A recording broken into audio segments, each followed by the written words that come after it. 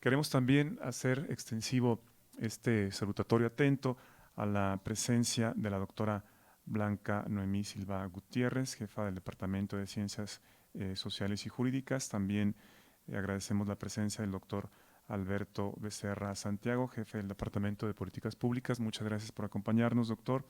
Y también agradecemos la presencia del doctor Guillermo Sierra, jefe del Departamento de Métodos Cuantitativos. Vamos entonces a ceder el uso de la voz al doctor Antonio Sánchez Bernal con la formal bienvenida. Muy buenas tardes a todas y a todos. Es un placer estar aquí esta tarde. A nombre del rector, el maestro Gustavo Padilla Montes, rector del CUSEA, les doy la bienvenida a este evento de gran relevancia, que es la presentación del reporte Big Data y acceso a la información en México. Como ya nos presentaron, pero quiero reiterarlo, para el rector, para la Universidad de Guadalajara es muy importante y de gran relevancia para el desarrollo del país el problema de la corrupción. Sin duda es uno de los problemas fundamentales que explican en gran medida el deterioro de las posibilidades de desarrollo de México.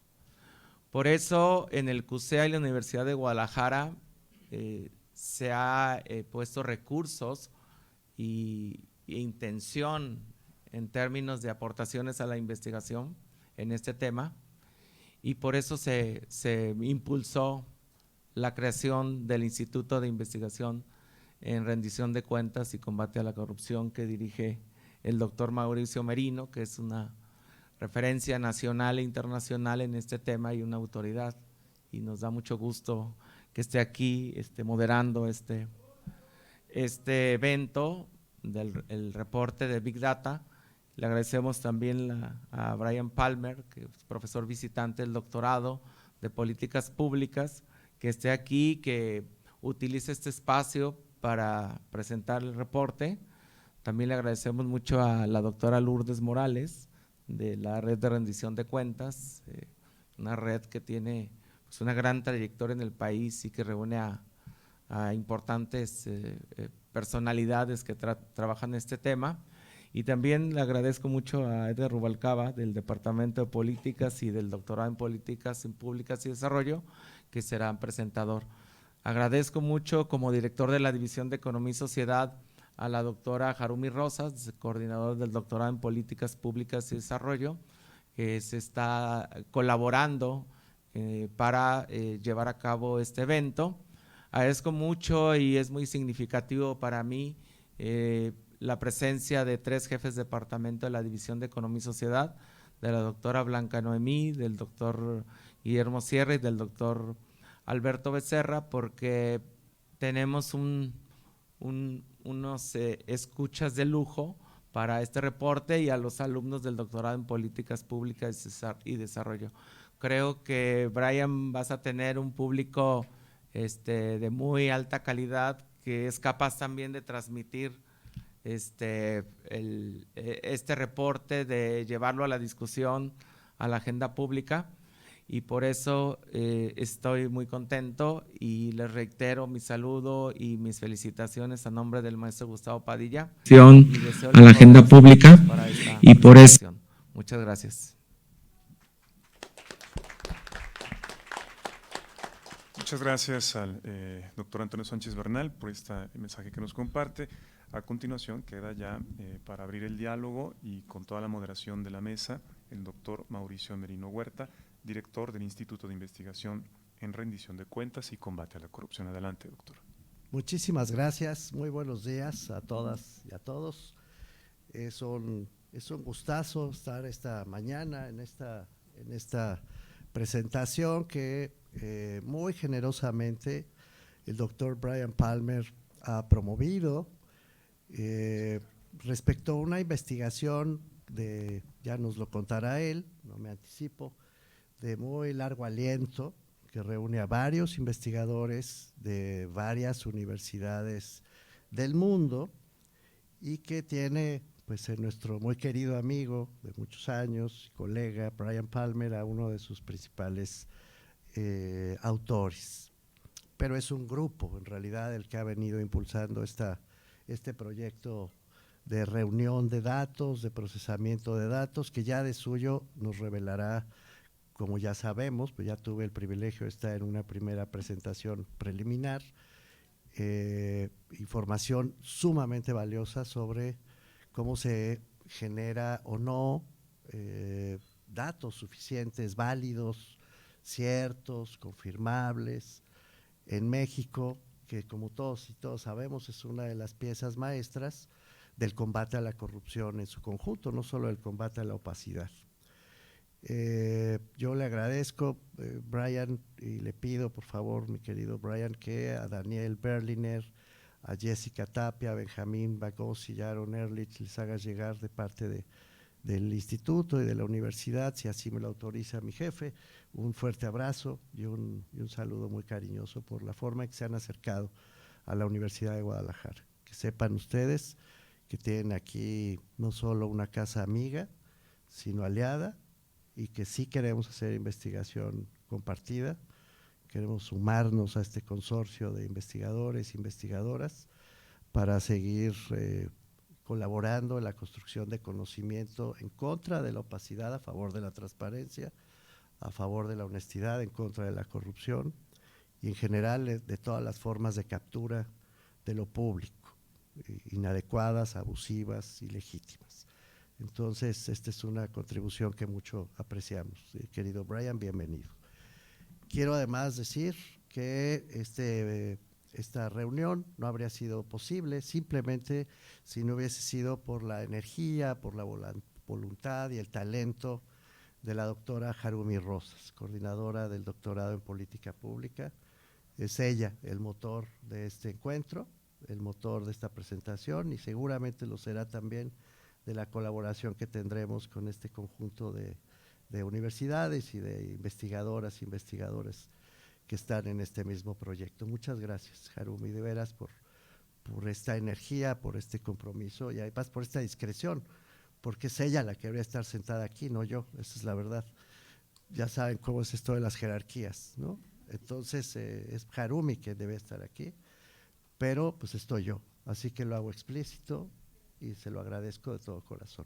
Me da además muchísimo gusto que estén estudiantes del doctorado en políticas públicas, he podido trabajar con algunos de ellos y me consta su extraordinaria calidad, la verdad, es una calidad nivel mundial y lo aprecio mucho. Efectivamente, como dijo el director de la división, Brian, tienes un grupo de escuchas físicamente, pero además a través de las redes de primer orden. Y bueno, si algo faltara, pues los 3 jefes de departamento aquí presentes, por distintas razones obvias, en cada uno de los casos, están vinculados con investigaciones de esta naturaleza y sí, su presencia es muy subrayable y muy agradecible. De veras, muchísimas gracias. Dicho todo esto como introducción, no quiero tomar más tiempo y con el permiso del doctor Sánchez Bernal, pues ya pasarle la palabra a Brian Palmer. Quizás solo un añadido más. He tenido el privilegio de trabajar con Brian Palmer en un proyecto previo sobre Procampo. Y ahí pues nos conocimos, trabajamos juntos con otro grupo de investigadores, en ese momento bajo la dirección de Jonathan Fox, otra de las referencias obligadas en materia de transparencia en el mundo entero. Y me consta, por lo tanto, que lo que hace Brian es realmente de muy alta calidad y que lo que está proponiendo en este momento con el manejo de información en formato Big Data y estas series de tiempo que nos presentará él ya en su momento, son de veras van a ser una contribución muy importante para nuestras propias investigaciones. Él es ahora profesor de Marquette, creo que así se pronuncia, porque Marquette sonaría raro, Marquette University, y bueno, es a mucha honra profesor visitante en esta casa de estudios, y a mucha honra, más honra aún, en el doctorado que coordina la doctora Harumi Rosas. Lo capturó, pero en el buen sentido de la expresión, y nos da mucho gusto, querido Brian, que no solamente hay esta trayectoria tuya de investigación, sino que ahora, por un rato al menos, formes parte de esta casa de estudios, que sin duda es la mejor casa de estudios estatal de todo el país y de América Latina. Así que bienvenido a este lugar.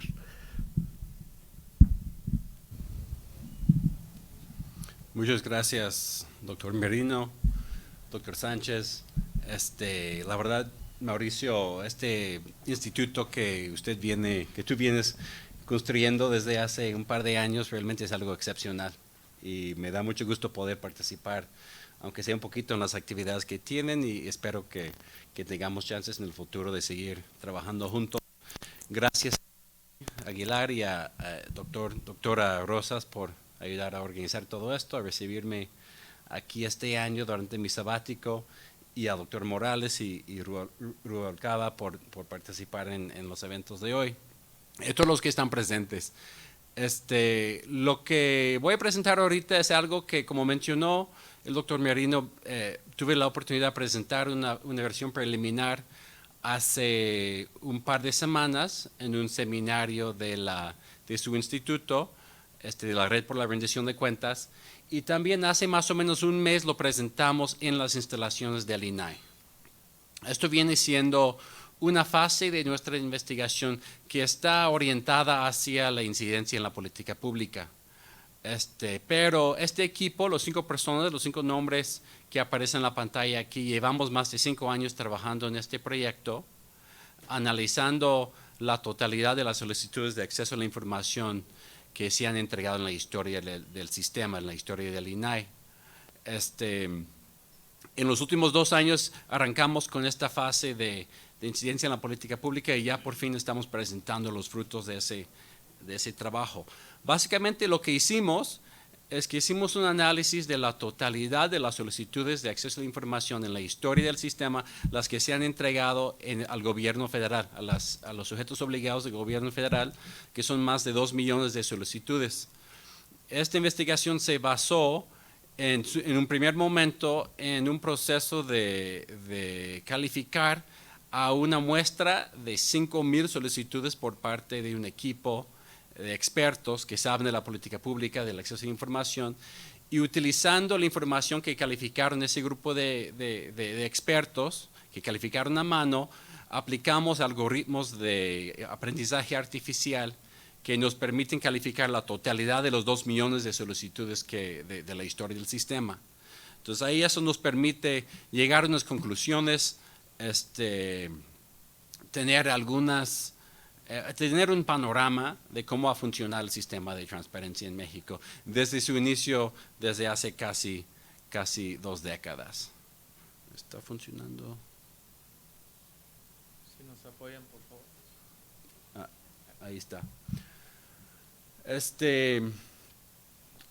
Les sugiero que tenga, si les interesa saber más de lo que voy a presentar hoy, que vayan, que echen un ojo a los resultados de esta investigación. Aquí aparece el informe Big Data, Acceso a la Información en México. Abajo en esta diapositiva aparece una página web interactiva que desarrollamos para que cualquier persona puede analizar históricamente las solicitudes y el comportamiento de tanto de los usuarios del sistema como de los sujetos obligados. Y un artículo que publicamos en la revista Nexos hace un año con algunos de los datos preliminares de esta investigación. Ahorita en los 10-15 minutos que tengo ahorita les voy a compartir un par de pistas, un par de pedazos muy chiquitos de lo que hemos encontrado en esta investigación. Pero les invito a que le echen un ojo al reporte, que contiene mucho más datos, además de la página web que es interactiva. Y básicamente voy a subrayar 2 conclusiones principales que hemos tenido con este análisis. Primero, que en los casi 20 años de existencia del sistema ha habido un proceso importante de profesionalización. Si bien el sistema de acceso a la información en México fue diseñado para ser accesible a cualquier ciudadano, cada vez más con el tiempo los usuarios que hacen un uso eficaz del sistema son los que tienen un alto nivel de expertise, los que tienen conocimiento interno de las dependencias del gobierno, los que saben exactamente los nombres, los títulos de los documentos que buscan o las personas quienes están encargados de estos documentos. Y a la vez son esos usuarios expertos que cada vez más han recibido mejores respuestas, que han tenido mejores experiencias en el sistema, ¿no? Entonces, por uno observamos un proceso de profesionalización. Y segundo, observamos un proceso de aprendizaje por parte de los sujetos obligados que participan en el sistema de acceso a la información. Cada vez más han aprendido modos de estrategias, formas de responder a las solicitudes de información, ¿no? A veces por bien, para contestar mejor, para hacer un mejor esfuerzo en proveer la información que busca un usuario, y a veces por mal, aprendiendo formas de evitar el tener que proveer la información que busca un ciudadano. Entonces nosotros en el trabajo académico que hemos hecho usamos este sistema, el sistema de acceso a la información en México, como un ejemplo de una institución de rendición de cuentas que ha sufrido un proceso de evolución, un proceso en lo cual estuvo diseñado para ciertos fines y durante 2 décadas de historia se ha evolucionado para cumplir algunos fines mejores que otros, ¿no? Ahora voy a presentar algunos datos muy específicos sobre las solicitudes y sus respuestas, y con gusto podemos platicar de mucho más de los resultados del estudio en el proceso, en el siguiente momento. A ver la siguiente slide. Ahí está. Entonces, este es un primer dato que no requiere nada de inteligencia artificial ni nada de métodos avanzados. Esto es una primera pista de que el sistema de acceso a la información está funcionando en México. Lo que observamos aquí es el número de solicitudes que se han entregado en la historia del sistema. Si en el primer año de funcionamiento del sistema, 2003, se entregaron aproximadamente 25,000 solicitudes a todos los sujetos obligados del gobierno federal. Para el último año que tenemos resultados, 2019, ese número se incrementó a 200,000. Es un incremento de 8 veces. Entonces, algo debe de estar funcionando, que si año con año vemos esos aumentos tan importantes en el número de solicitudes que se está entregando. Nosotros queremos ir mucho más allá, pero mucho más profundo para entender qué es lo que están solicitando y qué tipo de respuestas están recibiendo, pero eso vemos como un primer momento para poder observar que algo está funcionando aquí porque la gente lo sigue usando. Una de las primeras cosas que quisimos medir con nuestro proceso el proceso que mencioné de la codificación por expertos combinado con un algoritmo de aprendizaje artificial fue el nivel de expertise de los solicitantes, de los usuarios del sistema. Eso lo que nos inspiró fue todo este análisis. Antes de empezar con la fase cuantitativa, con el análisis de datos, hicimos muchas encuestas, muchas entrevistas y consultas con organizaciones de la sociedad civil, y muchas personas nos comentaron que este proceso había pasado, donde si en el inicio el INAI hizo muchos esfuerzos para que cualquier ciudadano pudiera entregar una solicitud de información a una dependencia del gobierno federal, ya cada vez más los usuarios que hacen un uso efectivo del sistema son los expertos, y que expertos como algunos periodistas, abogados, representantes de la iniciativa privada y algunas organizaciones de la sociedad civil que son realmente expertos, los que principalmente están en las grandes ciudades, la Ciudad de México, Guadalajara, Monterrey, son los que han aprendido una serie de estrategias, de mañas, de qué es lo que tienes que incluir en tu solicitud para recibir una buena respuesta, ¿no? Entonces, en ese proceso de codificación, codificamos las solicitudes en base a los marcadores textuales de expertise. ¿Cuáles son esos marcadores? Uno, si la solicitud de información usa lenguaje muy técnica, que hace referencia a alguna área de política pública. Dos, si la solicitud usa lenguaje legal, haciendo referencia a cierta ley que obliga la publicidad de la información solicitada. Y tres, si la solicitud hace mención de algo específico, un documento específico, una persona específica, algo que un ciudadano común no sabría, pero una persona experta sí sabría exactamente la persona encargada, el nombre y el número del documento que buscan. Lo que observamos aquí, entonces, en base a todos esos indicadores y el proceso de inteligencia artificial, codificamos la totalidad de las solicitudes entregadas a las dependencias del gobierno federal en la historia del sistema según ese índice de expertise. Eso es lo que le llamamos a esta variable, un índice de expertise. Y lo que observamos aquí es que año con año se observa un incremento importante en el nivel promedio de expertise de los usuarios del sistema. Cada vez más lo que usan el sistema demuestran esos marcadores de expertise. Pero no es solo que los usuarios se están volviendo expertos. Lo que observamos también es que los expertos están recibiendo cada vez más mejores respuestas que los no expertos. Lo que hacemos aquí en esta gráfica es dividir las solicitudes en dos grupos.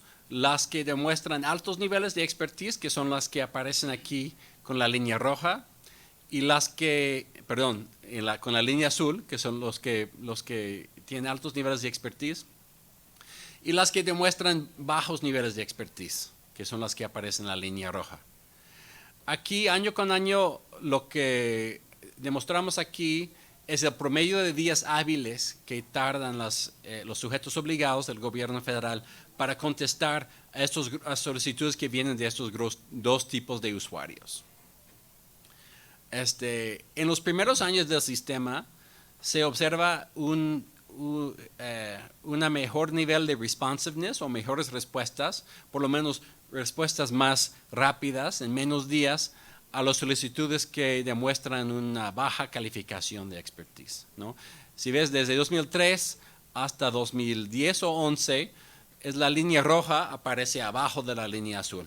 Eso quiere decir que las solicitudes más sencillas, las que no usan lenguaje legal, las que no hacen mención de documentos o personas específicas, reciben una respuesta en aproximadamente 5 días hábiles, de 3 a 5 días hábiles más rápido que las solicitudes de los expertos. A partir de 2011, sin embargo, vemos un cambio en el orden, ¿no? Y a partir de ahí vemos que son las solicitudes con un nivel de expertise alto que reciben la respuesta más rápida, es decir, que reciben mejores respuestas. Y esa misma tendencia de mejoras en la calidad de respuesta para las solicitudes de expertise más alto, esa misma tendencia se ve en diferentes mediciones de la calidad de las respuestas, ¿no? Medimos cuánta información realmente se entregó y en los últimos años, en los primeros años son los con niveles de expertise bajo, que reciben mejores respuestas en cuanto a la cantidad de información, y en los últimos años son las solicitudes con niveles de expertise más altos que reciben mejores respuestas, ¿no? Entonces aquí lo que observamos es que los mismos sujetos obligados están contestando mejor a las solicitudes que demuestran ese nivel de profesionalización, de expertise. Este es el último dato que voy a compartir ahorita. Tengo algunos más datos preparados por si tienen interés en ir un poco más profundamente, y también en el reporte y en la página web les da la oportunidad de observar variación entre diferentes sujetos obligados del gobierno federal. Pero aquí para compartir una pista más antes de terminar mi intervención, además de medir el nivel de expertise, construimos nosotros unos indicadores de las respuestas, queriendo saber realmente, queriendo construir una forma de entender la calidad de las respuestas a las solicitudes de acceso a la información pública. Los que han hecho uso del sistema sabe que existen unas categorías oficiales de respuesta a las solicitudes de información, ¿no? Una respuesta positiva es una que dice entrega de información, y luego hay varias categorías de respuestas negativas, ¿no? Que muchas veces la solicitud no recibe la información porque el sujeto obligado dice que la información solicitada es confidencial. Dicen no es de competencia de la unidad de enlace, lo que quiere decir es que mándele a otro sujeto obligado, por favor. Y luego hay una respuesta muy famosa y muy problemática, que es la respuesta de inexistencia. Los que trabajan en esta área de rendición de cuentas y transparencia saben que es una debilidad del sistema, es el abuso de esa categoría de respuesta negativa, diciendo donde el sujeto obligado dice que la información solicitada no existe. En esta gráfica lo que observamos a la izquierda es el número de solicitudes, la proporción de las la respuesta negativa de inexistencia oficialmente en la historia del sistema.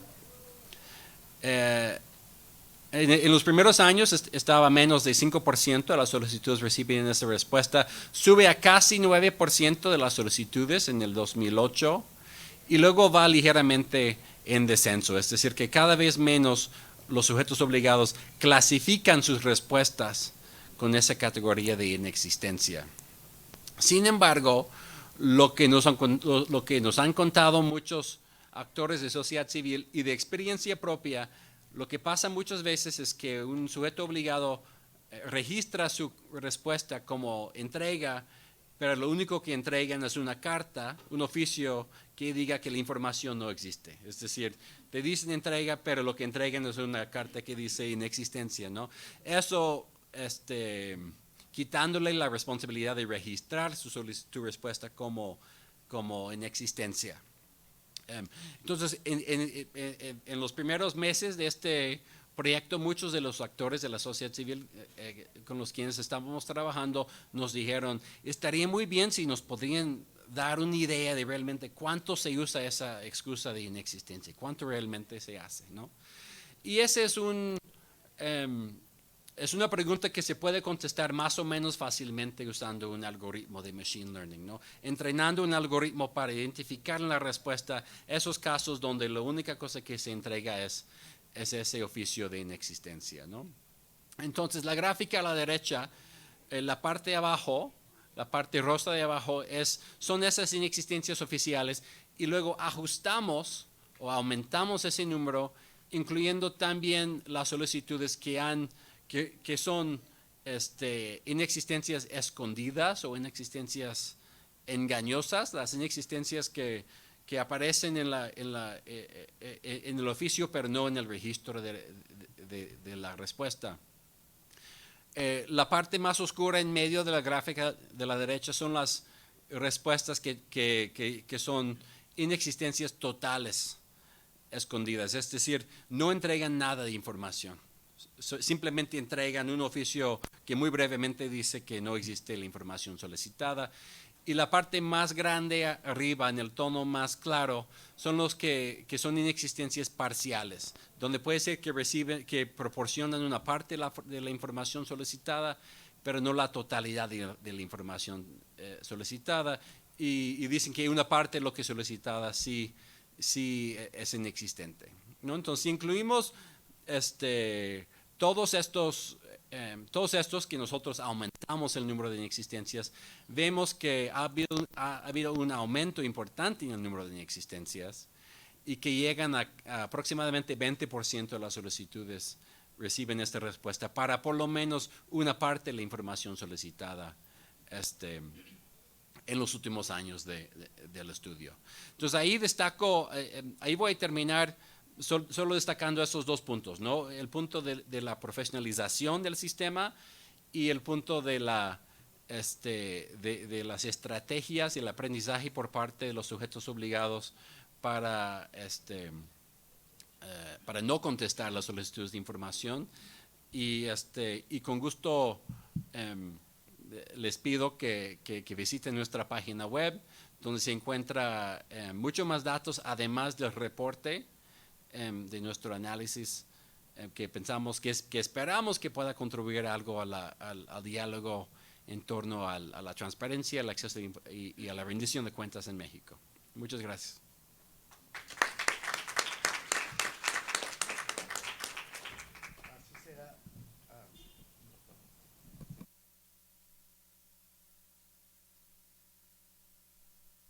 Así será, querido Brian.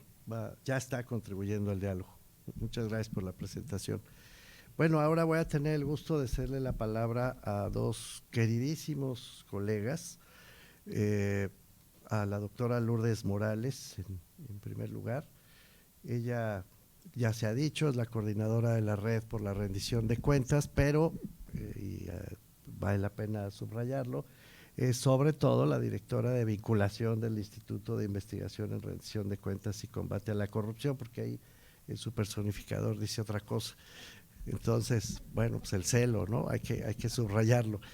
Así que, bienvenidísima, doctora. Y voy a aprovechar, antes de ceder la palabra, después se la cederé al doctor Rubalcaba y lo presentaré, a mencionar también a Marcela Aguilar, no la mencioné hace un momento, pero Marcela Aguilar, que también trabaja para el Instituto de Investigación en Rendición de Cuentas y Combate a la Corrupción, es la que hace que, hablando del lenguaje de Brian Palmer, que más o menos el 82.4% de las cosas sucedan. El resto no sucede porque de todas maneras no sucedería. Doctora, gracias. Pues muchas gracias, muy buenas tardes a todos. Gracias por la invitación a seguir con este diálogo, porque también tuve la oportunidad de estar presente en la presentación que se hizo a la comunidad del Programa Interdisciplinario de Rendición de Cuentas, que venturosamente ya está alojado principalmente aquí en el instituto, al igual que la Red por la Rendición de Cuentas. Y bueno, felicitar obviamente a los investigadores y a Brian por este enorme esfuerzo que creo que puede ayudar mucho al rumbo que debería tomar el INAI en las discusiones que está teniendo actualmente sobre la política de acceso a la información. No sé si esta plática se hizo en ese contexto, porque están ahorita en esos diálogos y sería de suma utilidad hacer, pues incorporar esta evidencia a las discusiones que están teniendo. Bien, como ya se mencionó, este estudio se ciñe exclusivamente a las solicitudes de acceso a la información de sujetos obligados en el orden federal y analiza todas las solicitudes del 2003 al 2019, periodo en el cual no se menciona en el estudio, quizá porque se da por sentado que la gente lo sabe, pero hay que mencionarlo. Hubo dos reformas constitucionales muy importantes que yo creo que deberían reflejar un antes y un después en el acceso a la información. Pero en resumen, se está hablando de 16 años de acceso a la información a través de las herramientas que pone a disposición el INAI. Estos modelos permiten pues ver las tendencias y también permite detectar, creo que, algunos problemas que desafortunadamente no se han podido resolver ni después de la reforma ni después de la aplicación de algunas políticas de acceso. Inicio con un comentario que hacen los autores sobre las funciones de los sistemas de acceso a la información. Los autores mencionan que hay dos funciones principales. La primera es que pues, la mayor cantidad de ciudadanos puedan acceder a la información, y la segunda es mejorar el acceso de los expertos, de estos que después mencionan como intermediarios. Y a mí la verdad sí me generó un poco de ruido leer eso, porque cuando se discutió la reforma, la última, la del 2014, pues lo que se quería era la máxima publicidad, pero también la máxima accesibilidad. Precisamente se quería evitar que el acceso pues fuera derecho de unos cuantos, y más bien que fuera de todo aquel que quisiera acceder a información. También me parece que es necesario recordar que también se quería con la reforma. Pues se quería homologar plazos, y eso quizá explique el cambio que hubo en los plazos de entrega de información, porque antes la diferencia de plazos en todo el país oscilaba entre 5 y 50 días. y la homologación que se sentó con la ley, pues fueron los 20 días, de 15 a 20 días, con la posibilidad de solicitar una prórroga. También se buscó homologar criterios de acceso a la información, se sentaron las bases y los procedimientos para precisamente la máxima accesibilidad, se determinó quiénes eran los sujetos obligados de transparencia, lo cual generó una nueva complejidad al establecer que todo aquel que recibe recursos públicos es sujeto obligado de transparencia, incluidas las organizaciones sociales. Ahorita ya no, porque ya el señor presidente decidió que no deben de recibir recursos públicos, pero en ese supuesto sí, las que reciben recursos públicos, determinó cuál es la información de interés público y algo muy importante, porque fueron horas de discusión, delimitó las excepciones para la entrega de información, estableciendo la figura de la prueba de daño. Y a la fecha yo no conozco un estudio, fuera de uno que se hizo en el CIDE, pero fue cuando empezó a aplicarse la reforma, de si se aplica o no la prueba de daño para reservar información. Y creo que sería de suma utilidad. ¿Qué se pensó que iba a suceder ya que estuviera la reforma y las leyes en curso? Bueno, se pensó que se iban a mejorar los atributos de la transparencia a través de la calidad de la información, se pensó que se iba a trabajar en la cultura de la transparencia y se pensó que se iba a eliminar la reactividad en el acceso a la información, es decir, que no se tuvieran que hacer solicitudes para acceder, sino que la información de manera proactiva iba a estar accesible a todos. Y de hecho, se llenó la ley general y las leyes estatales de la palabra proactividad, gobierno abierto, accesibilidad y digitalización de la información. Se pensó que los PDFs cada vez iban a desaparecer y, oh sorpresa, este estudio nos confirma que no es así. Entonces, bueno, el estudio habla de este ecosistema de las organizaciones sociales y creo que vale la pena agregar ingredientes para hablar del ecosistema que hace posible el acceso a la información. Me parece que en la época de Juan Pablo Guerrero, 2003-2004, efectivamente ese era el ecosistema. Y el proyecto Comunidades detonó que estas intermediarias autorizadas, como les llama Al Roberts, pues pudieran extender el acceso a la información. Pero hoy en día el ecosistema no se limita a las organizaciones sociales, sino que más bien incluye otros componentes que son determinantes. Uno es los contrapesos que hay en las entidades y en el gobierno. Entre más contrapesos, más posibilidad de activar demanda de acceso a la información.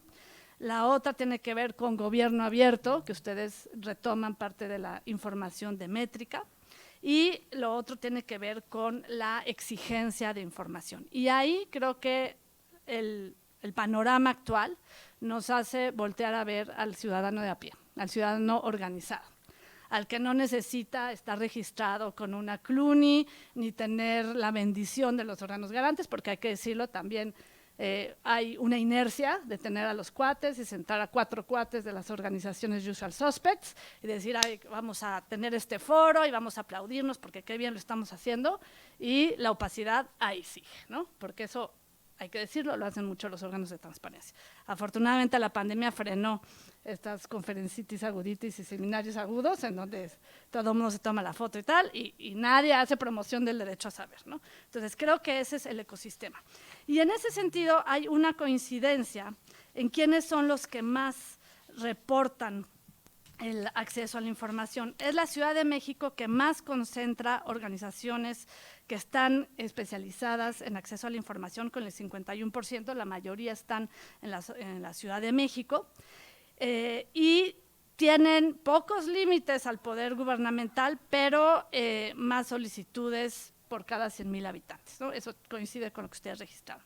Al igual que Estado de México y al igual que Jalisco. ¿Dónde hay un pendiente?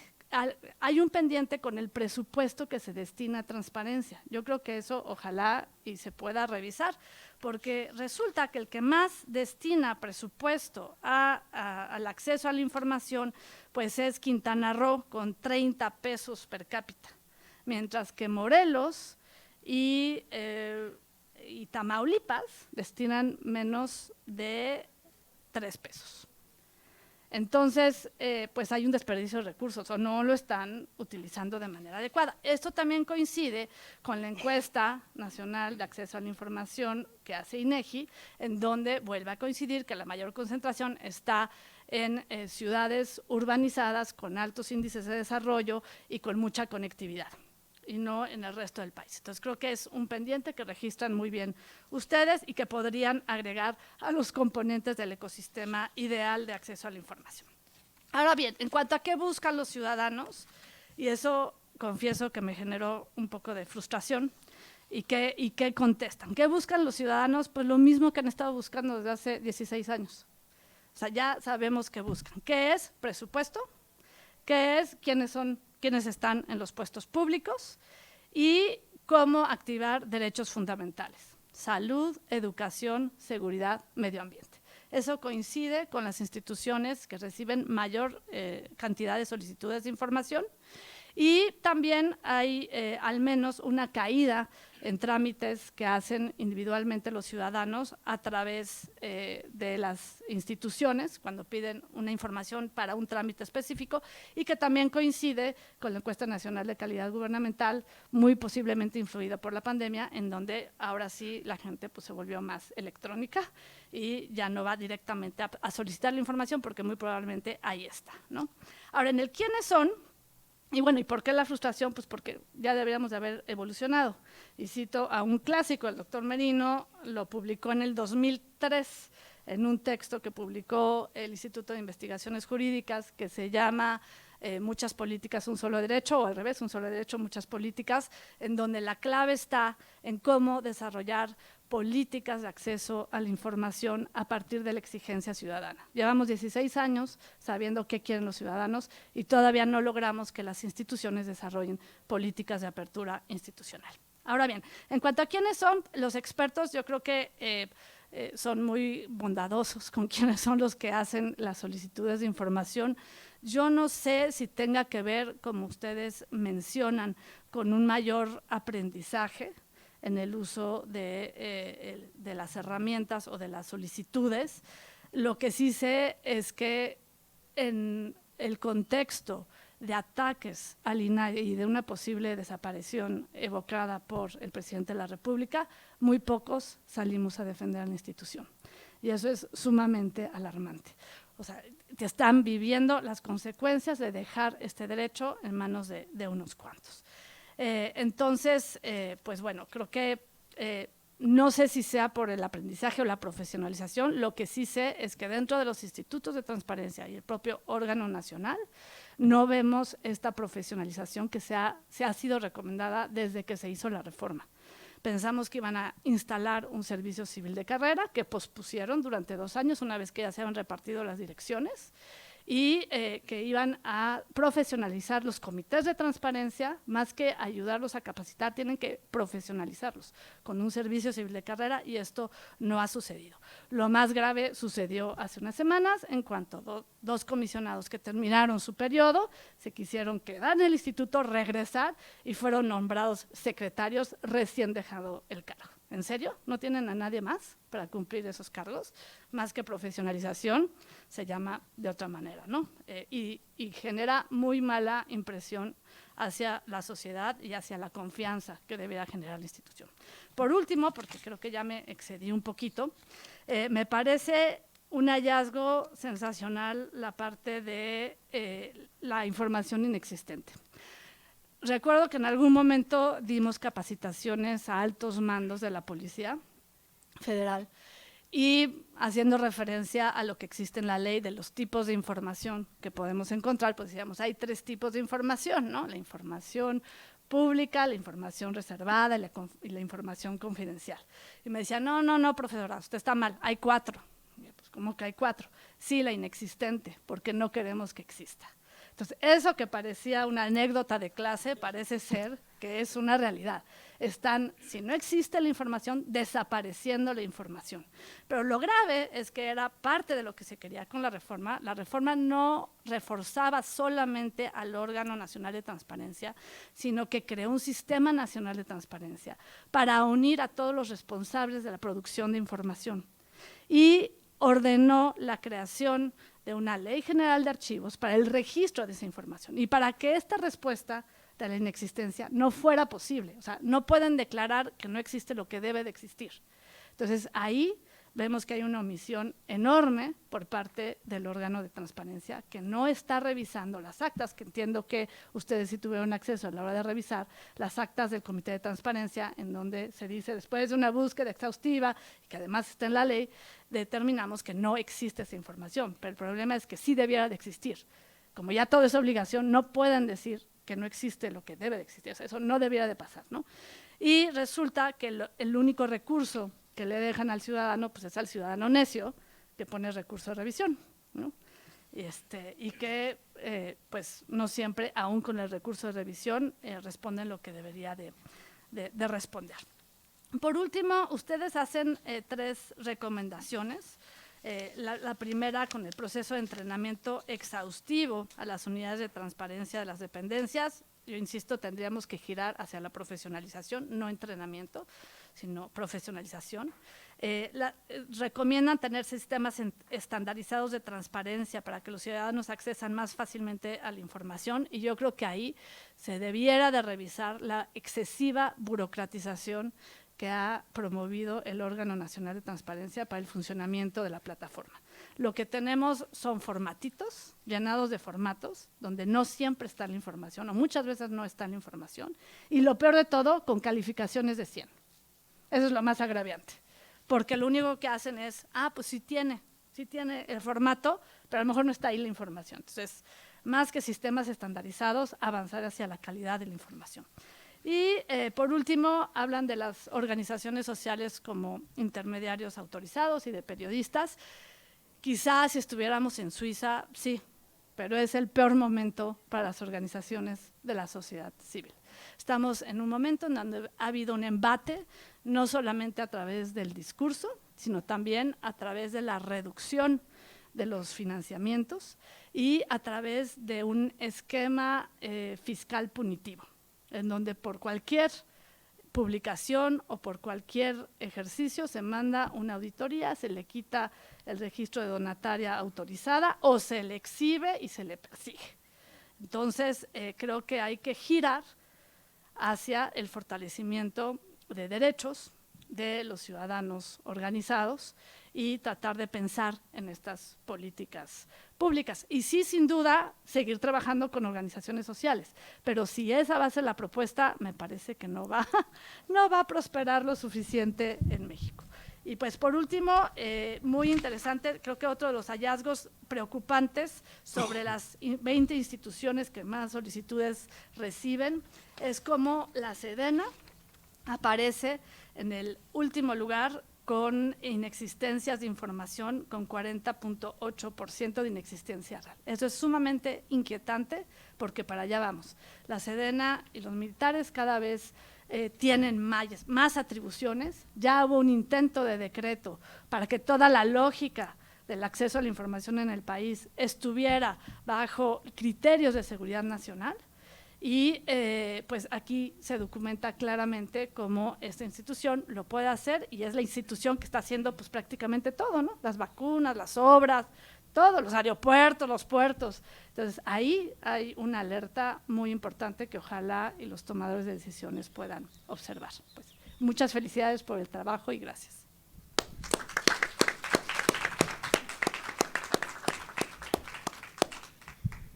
Bueno, espero que después de esta presentación entiendan ustedes por qué reivindicaba yo que la doctora sí pertenece al Instituto de Investigación en Rendición de Cuentas y Combate a la Corrupción. Añadiría, por cierto, que el trabajo, Brian, en algún momento, no sino en algún momento de las deliberaciones posteriores, sí valdrá la pena estudiar también qué ha significado la Plataforma Nacional de Transparencia para el verdadero acceso a la información o para ocultar la información. No solo porque hay datos que confirman que más bien ha sido lo segundo que lo primero, sino porque además en estas decisiones recientes, polémicas, criticables sin duda, de la designación de excomisionados como nuevos secretarios del INAI, que pasaron del Pleno a la parte ejecutiva, uno de ellos, Oscar Guerra Ford, es ahora nada menos que el secretario ejecutivo del Sistema Nacional de Transparencia, y fue en su calidad de comisionado quien promovió la Plataforma Nacional de Transparencia, privilegiando, lo he hecho públicamente muchas veces y se lo he dicho a él, no tengo empacho en repetirlo aquí, privilegió la cantidad a la calidad. Es decir, Óscar Guerra habla de millones de datos en la plataforma y cada vez más millones de datos. Me espeluzna, añado a lo que ya dijo la doctora Morales, me espeluzna es el verbo correcto, no es una exageración, me espeluzna que la presencia de Óscar Guerra Ford en el Sistema Nacional de Transparencia promueva entre los sistemas estatales de todo el país y aún los municipales la cantidad sobre la calidad, porque es la calidad en donde estamos fracasando.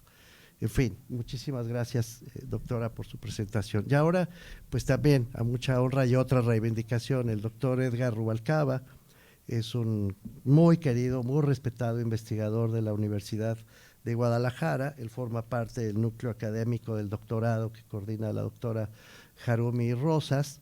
Había venido desarrollándose como investigador asociado al Instituto de Políticas Públicas y Gobierno de esta universidad y recientemente se ha incorporado como investigador del Instituto de Investigación en Rendición de Cuentas y Combate a la Corrupción, cosa que nos honra muchísimo. Querido doctor Rubalcaba, tiene la palabra.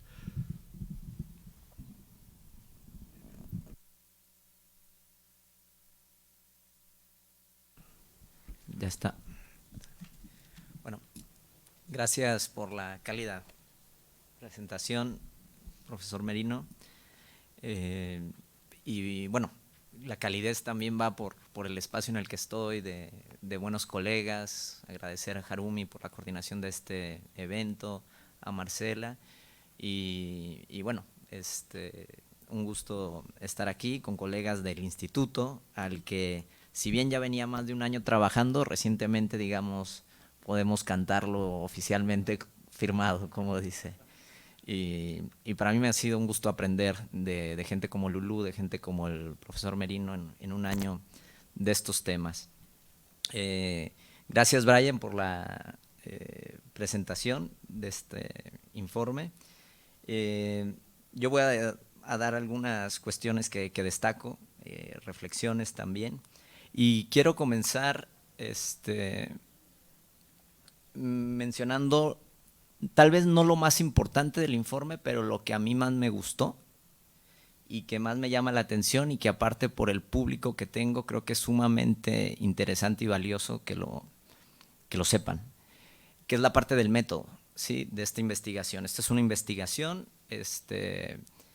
que es muy innovadora en la metodología, ¿sí? Yo obviamente, porque Brian se enfocó a lo importante, a lo mejor no tocó tanto la parte metodológica, pero yo sí lo quiero hacer de una forma rápida y sencilla, porque aquí lo que están utilizando, digamos, para hacer este análisis y presentar estos resultados son técnicas de inteligencia artificial, principalmente dos asociadas al Big Data, y por eso quiero mencionar que así se llama el informe, porque el informe no da cuenta del estado que guarda el Big Data en México, da cuenta del estado que guarda el acceso a la información en México. Pero la palabra de Big Data está ahí por su apartado metodológico, ¿sí?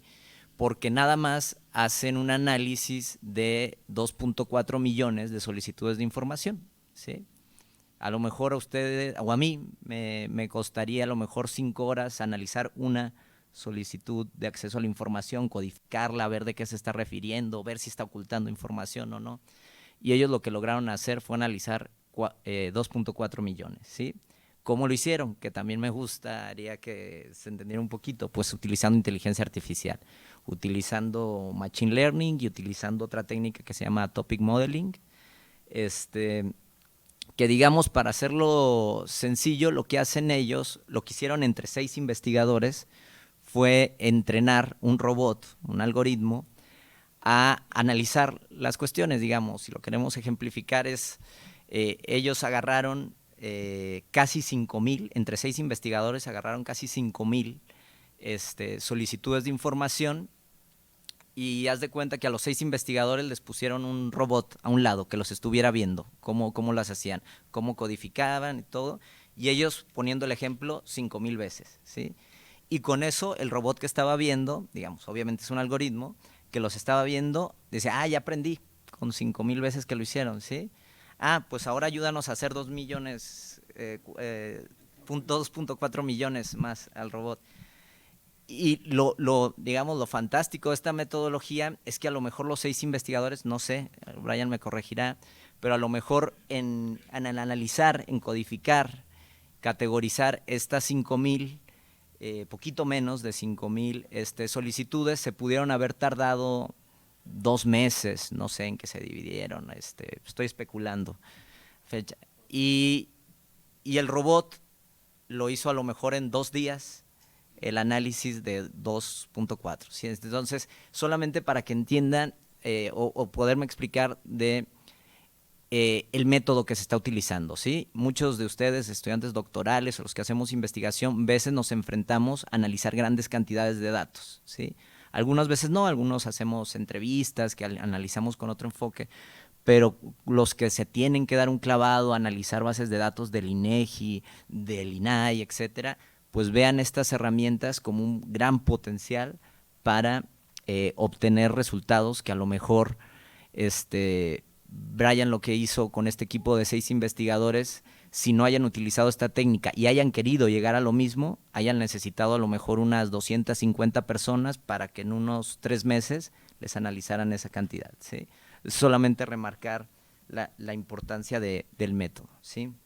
A partir de ahí, ya ahora sí enfocándome a los resultados, yo creo que este análisis empírico no está muy sesgado a cuestiones que, por cierto, en los últimos meses y años he podido trabajar a un lado del equipo de rendición de cuentas, en torno a las deficiencias que podemos observar en el proceso de solicitudes de información, ¿sí?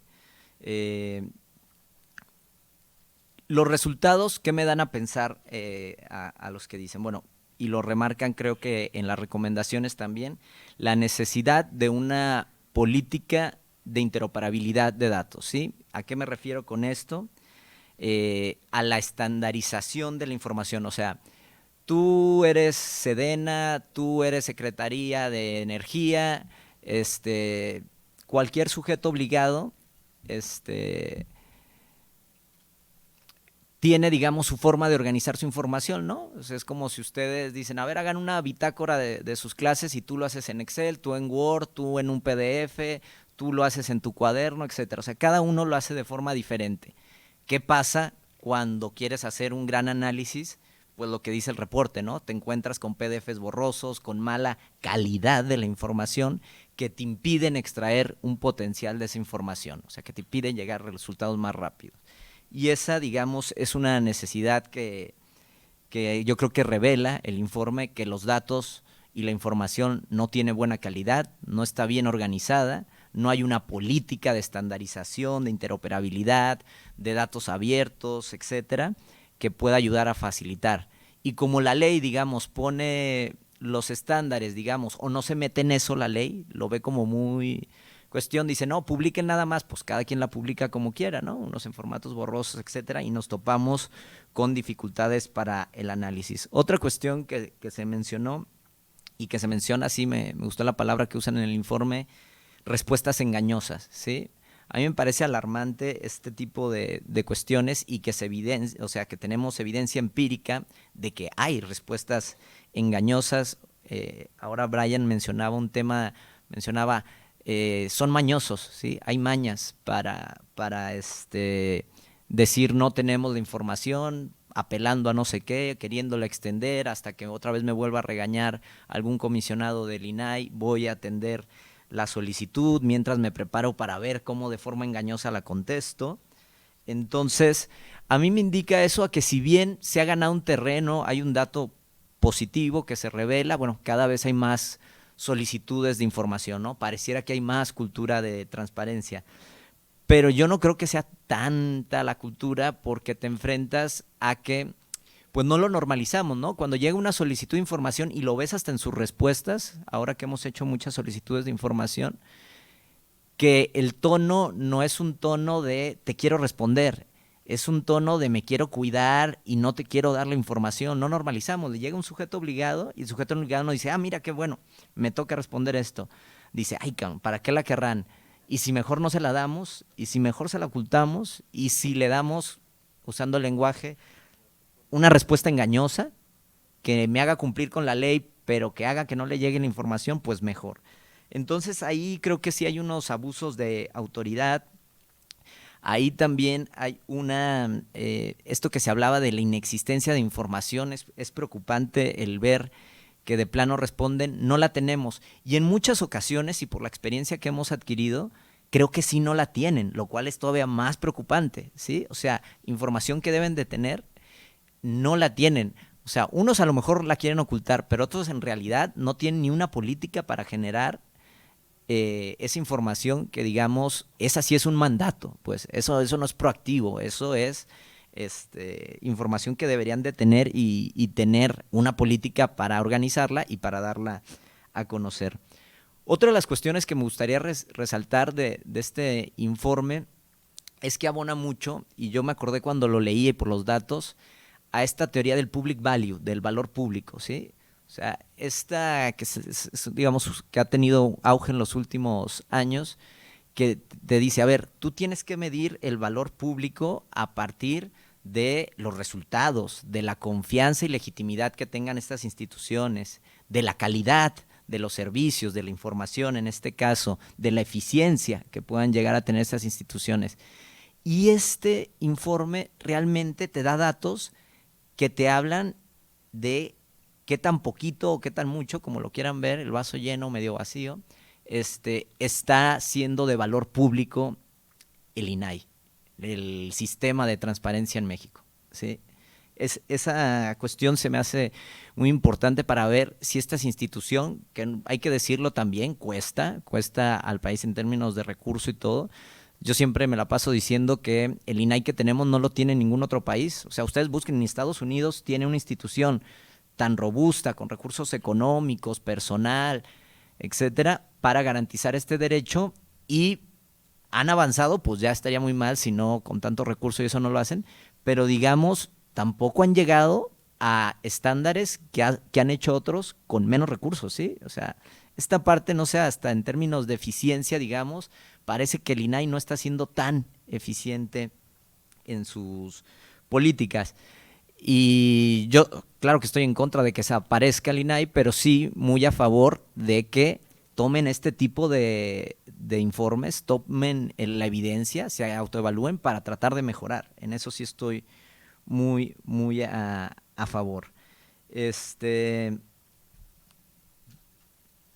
Me llama la atención también en algunos de las cuestiones que se mencionan como conclusiones en el informe, que llegan a una conclusión bien interesante, y lo mencionaba medio entre líneas Brian ahorita, que cada vez es el sistema de solicitudes de información y lo que hace el INAI se hace más, voy a poner yo una palabra, elitista, como más para expertos, ¿sí?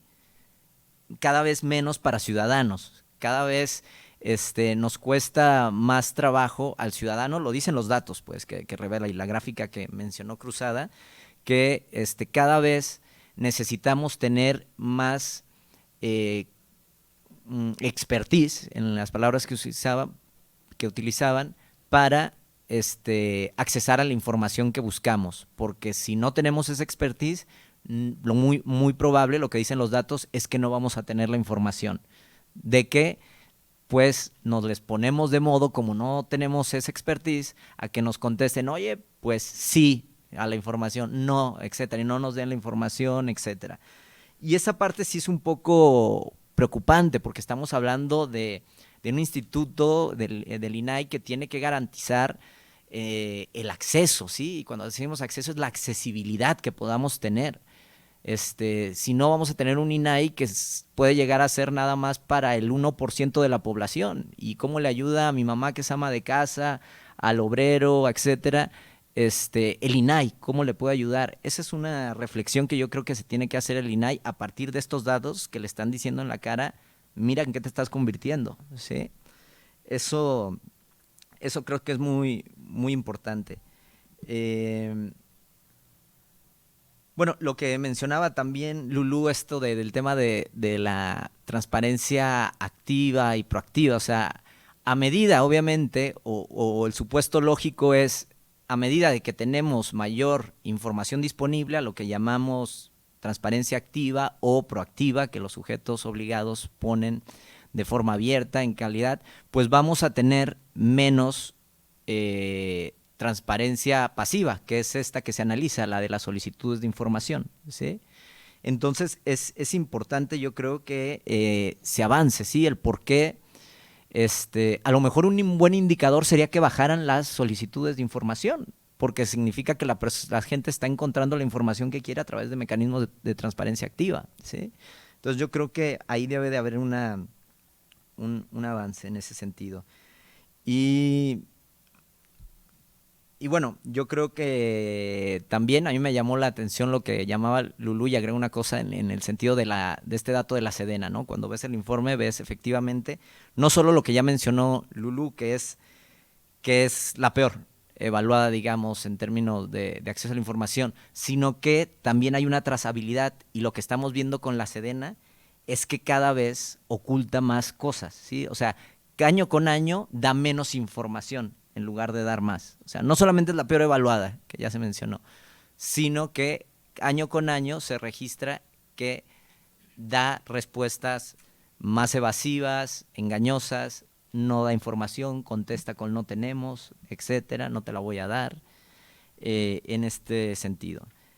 Y bueno, yo creo que son algunos aspectos que yo creo que me gustaría remarcar. Creo que qué bueno que se presentó el INAI, y espero que lo haya hecho desde el fondo y no solamente desde la forma de, muchas gracias Brian por este estudio, es importantísimo lo que hacen ustedes y todo, y ya luego se van a tomar el café y hacen lo mismo. Si lo toman de forma, tendríamos que ver cambios en ese sentido. Y si se toman en serio las cosas, también estamos a unos días de sacar un informe, no sé si estoy metiendo la pata, profesor Merino, estamos cerca de sacar un informe sobre el combate de la corrupción en México, que también que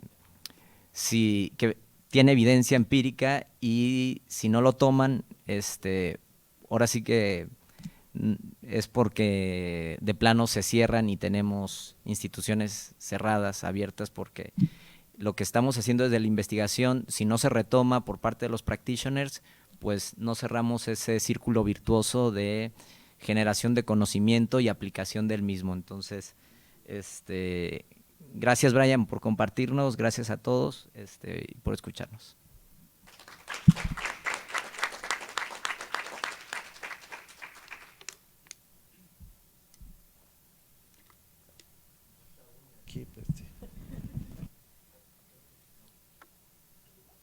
Sí, porque falta uña, yo creo. ¿Ya se escucha? ¿Ya? Hola, hola. Ahí está, ok. Bueno, pues ya les decía yo, pues no reitero.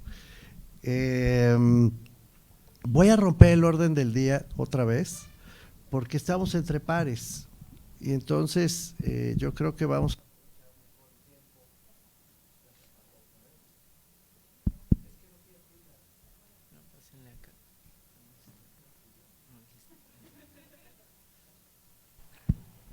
A mí sí me acaba más tarde.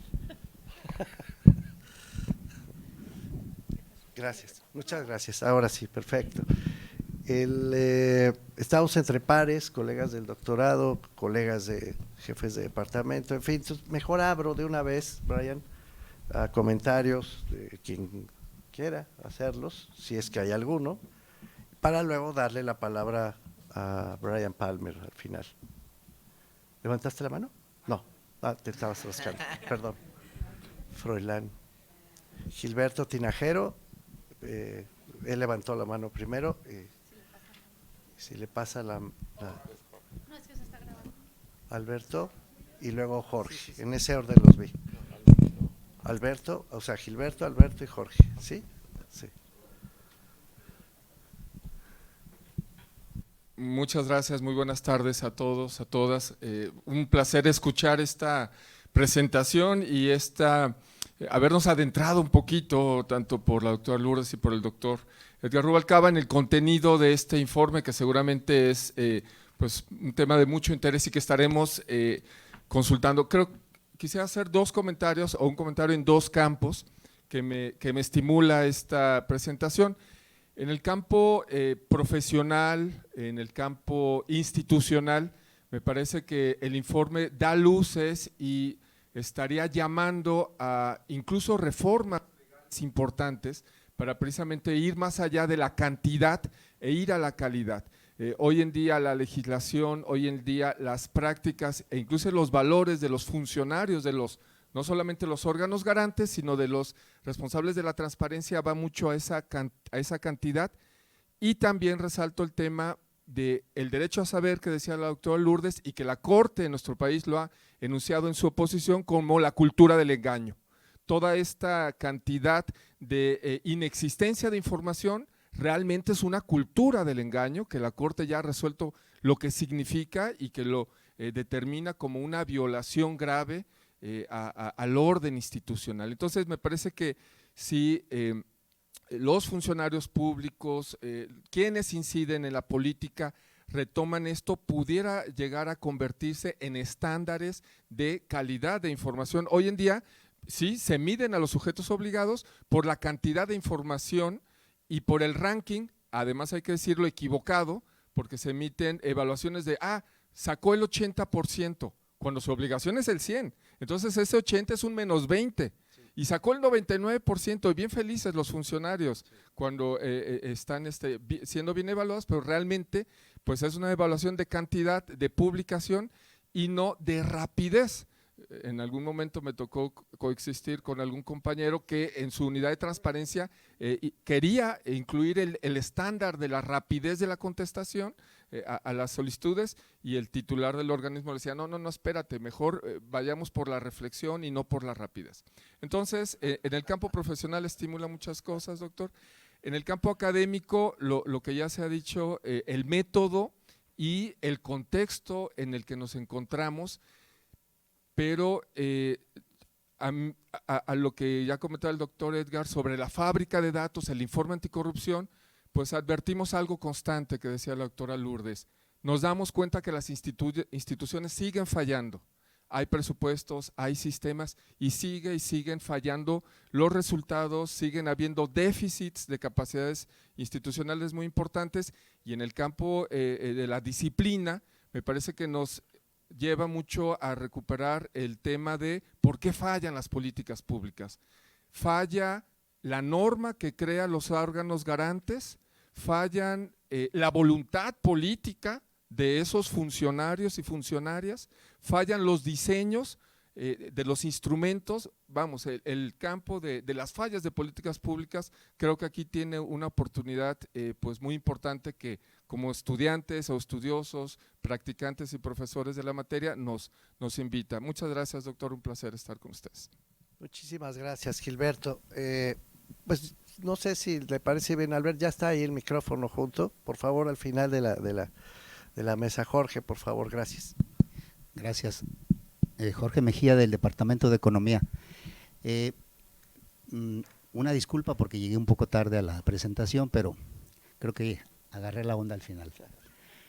Me da gusto enterarme de que ya se están haciendo estudios de este tipo en nuestro país. Permítanme compartirles que yo trabajé 25 años en el INEGI, tanto en el área administrativa como en el área de análisis de datos, y lo viví en carne propia, la falta de acceso a la información a la hora de elaborar mi tesis doctoral. Yo hice un estudio sobre el suministro de gas natural en México y en particular aquí en Jalisco, del 2000 al 2013 fue el periodo elegido. Y obviamente cuando nos adentramos, o sea, me da gusto que cuando menos el instituto que preside pues ya esté obviamente realizando labores de acceso y de documentación y sistematización de la información, que tienen que ver básicamente con esa transparencia que debe de regirnos en los 3 niveles de gobierno, básicamente en la cuestión presupuestal, Pero cuando uno se vaya a datos sectoriales, económicamente hablando, y específicamente, que es el área que a mí me interesa, el energético, pues nos topamos justamente con mucha problemática. O sea, hay muchísima información del sector energético, pero a nivel nacional. Pero cuando ya quieres bajar a nivel estatal, y no se diga a nivel municipal, pues casi no hay nada. Y era el caso del problema de mi tesis. Hice una solicitud vía el INAI y afortunadamente me atendieron. Duraron 12 meses en atenderme, pero me dieron la información. La hipótesis que yo tenía era precisamente que había habido un desabasto de gas natural entre el 2012 y 2013 y necesitaba demostrarlo con datos reales. Afortunadamente me derivaron a la área de Pemex. El área de Pemex tenía 3 personas para procesar mi solicitud. Entonces nada me dijo la responsable, por favor, sea consciente de lo que nos está pidiendo. Yo les pedía una serie de 12 años, necesitamos 3 personas y hay 250 a 280 puntos de extracción de gas en todo el sistema nacional. Y nada más estamos 3 personas. Y esos 250 son diario, hay que contabilizar diario lo que se suministra en cada punto. Entonces tenemos que sumar todo por día, imagínense. Y somos 3 personas. Ok, yo dije, perfecto. Prioricé mi información, la solicitud, perdón, y nada más en este caso por volumen pues de suministro, a nivel de varios días o un día al mes, la agrupé y les facilité la tarea. No sé si estén enterados, pero por ejemplo, en términos energéticos, lo que sí está disponible a nivel local solamente es distribución de energía eléctrica. Pero si nos vamos, por ejemplo, a petrolíferos, no hay nada, ¿sí? Por ahí hice otro estudio en el 2011 del suministro de gasolinas aquí en la zona metropolitana. Gracias a que un familiar trabajaba en Pemex, obtuve la información por abajo de la mesa. Pero si lo hubiera hecho por la vía oficial, jamás lo hubiera obtenido. Entonces me da gusto que estén haciendo este tipo de estudios y adelante, gracias. No, Jorge, muchas gracias. Gran comentario. Mientras llegue el micrófono con el doctor Becerra, déjenme hacer un pequeño apunte, pues no resisto la tentación. Efectivamente estamos, lo dice bien Gilberto, jugando a la simulación, a hacer como que se cumple la ley, no cumpliendo la ley. Y eso distorsiona el resto de los análisis. Cuando tú presentas algo como cumplido, cuando en realidad lo estás distorsionando, entonces todo el resto del análisis se distorsiona. Quiero decir, parece que es la ley la que está mal y no quien debe cumplirla. Entonces lo que sigue es hacer otra ley y otra ley y otra ley para seguir sin cumplirla. Es decir, la razón por la que hubo la reforma del 2007 fue que no se cumplió la ley del 2003. La razón por la que se hizo la reforma del 2014 es que no se cumplió la del 2007.